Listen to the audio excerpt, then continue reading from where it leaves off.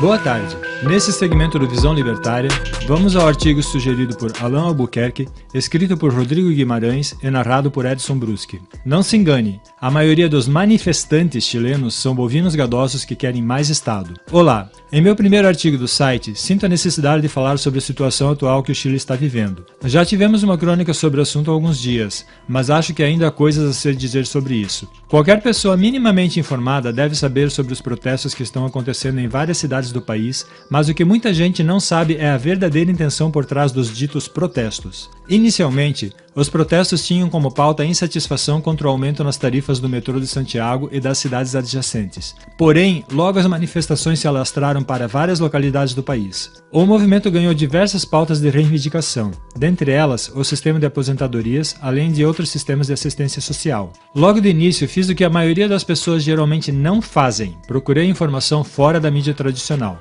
Busquei me informar em meios de mídia com vários tipos de ideologia e diferentes pontos de vista, inclusive portais de esquerda e conservadores de direita, e após isso filtrei todas as informações com base nos princípios libertários para formar uma opinião sobre o assunto. Quando você vai nos portais de esquerda, vê e escuta as piores baboseiras possíveis, com muitos esquerdistas se vangloriando com o fato de lojas privadas estarem sendo saqueadas e queimadas, além de pessoas morrendo. E claro, o clima de terrorismo gerado pelos quebra-quebras. Porém, tudo isso porque é ideologicamente conveniente a esses grupos fazer a defesa de tais absurdos. Os mesmos que agora estão aos quatro ventos defendendo tais agressões, acusam os manifestantes contra Maduro na Venezuela de serem terroristas e os manifestantes que ajudaram no processo de destituição da Dilma Rousseff de golpistas. E além disso, dizem que esse cenário, que também aconteceu recentemente no Equador, irá acontecer no Brasil futuramente, ainda na vigência do governo Bolsonaro. Uma suposição que não é totalmente descartável. Já nos portais de direita conservadora, se ventila a possibilidade do Foro de São Paulo estar por trás dos protestos, ou o chamado Grupo de Puebla, que seria uma nova organização nascida dentro do Foro de São Paulo.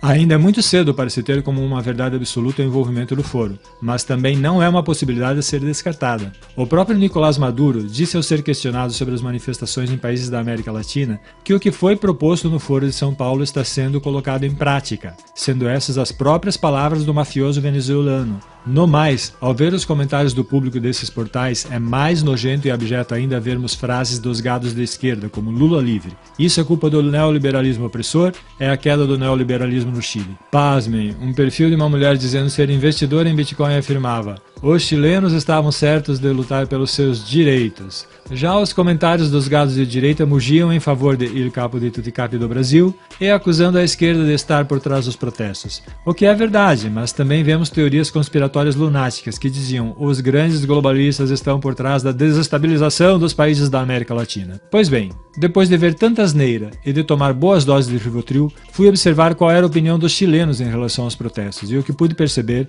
é que essas manifestações têm o mesmo caráter dos protestos de 2013 aqui no Brasil, onde manifestações que começaram por causa do aumento de 20 centavos na tarifa dos transportes, depois se espalharam por várias cidades do país com outras pautas de reivindicação. A maioria das pessoas pediam por mais Estado, que o sistema de aposentadorias e saúde fossem revistos, além de pedir a renúncia do chefe da máfia chilena, Sebastião Pinheira, além de se ver pichações de praxe com os dizeres como a barra capital. Mas, conforme os protestos aqui em 2013, essa ação violenta acaba por não ter força por muito tempo. Particularmente agora, com a morte de pessoas em incêndios provocados pelos manifestantes, esse tipo de coisa joga o público contra os manifestantes, por mais que existisse alguma simpatia original. No final da coisa, a questão é que bens e serviços não são direitos. Ninguém pode obrigar outras pessoas a pagarem por serviços prestados ou bens concedidos a outras. Mas vamos colocar uma situação hipotética, em que os manifestantes pedissem por mais Estado, ou então que pregassem o marxismo em uma praça,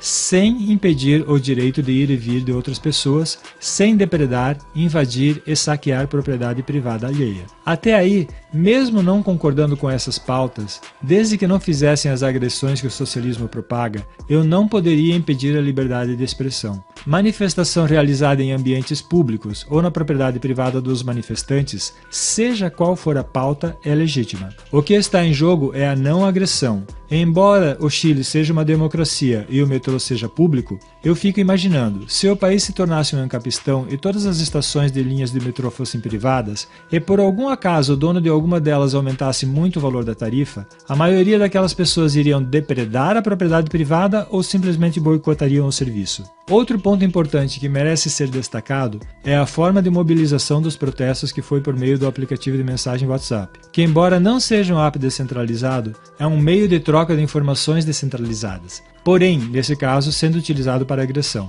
E o que me dá calafrios do dedo do pé até a espinha é que, mesmo sendo a tendência natural do mundo caminhar para um ancapistão, esse tipo de ideologia se espalhe novamente pela América Latina, já que o continente geralmente tende a caminhar de forma quase unânime ideologicamente, voltando ao poder na maioria dos países e trazendo consigo o caos econômico, assim atrasando o caminho rumo ao anarcocapitalismo. Acréscimo por Peter Turguniev. Mas é importante notar que o ancapistão ocorrerá pela questão econômica, porque governos coercitivos se verão impedidos de controlar o rendimento das pessoas. Não tenha dúvida que vão existir socialistas, e socialistas sempre vão fazer violência algumas vezes. A inveja é um sentimento humano universal. É só ver a quantidade de gente que se dói por desigualdade de renda. Mas, numa sociedade descentralizada, a possibilidade desses grupos tomarem proporções grandes é mínima. Simplesmente é economicamente inviável. A meu ver, estamos vendo a esquerda latino-americana em seu estrebucho final antes da morte. O apoio a ela nunca foi tão baixo, nunca viram tantas derrotas e, pior para eles,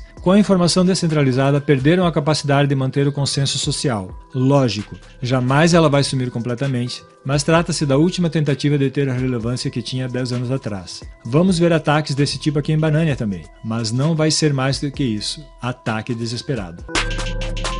Obrigado pela audiência. Esse vídeo foi patrocinado pelo Clube da Liberdade da Universidade Libertária. Participe desse clube você também. Veja o link na descrição do vídeo. Até a próxima.